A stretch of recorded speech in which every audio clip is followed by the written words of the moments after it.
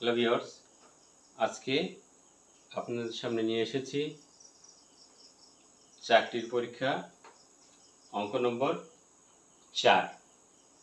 অঙ্কটা কি আছে? এটা 1 2 3 4 5 অর্থাৎ পঞ্চভুজের কোণের মান কত, অর্থাৎ এই 5টা ভুজের কোণের মান কত সেটাই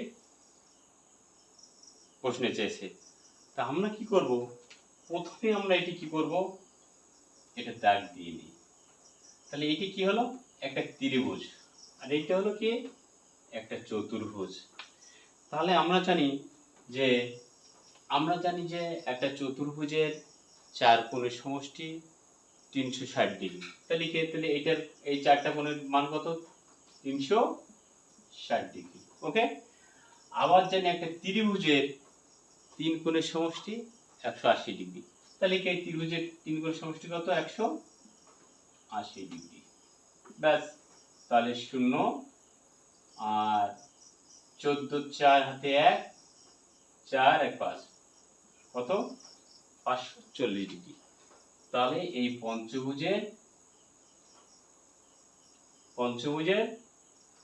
5টি কোণের পরিমাণ কি? 540 ডিগ্রি। একইভাবে যদি এমন একটা দেই, সাপোজ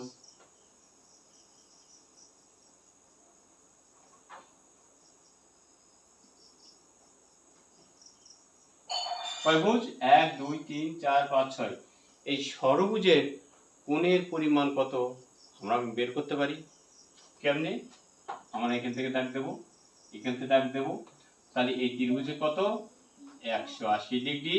এই চতুর্ভুজের কত? 360 ডিগ্রি। আর এই ত্রিভুজের কত?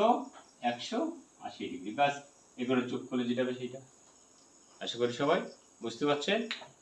আল্লাহ হাফেজ।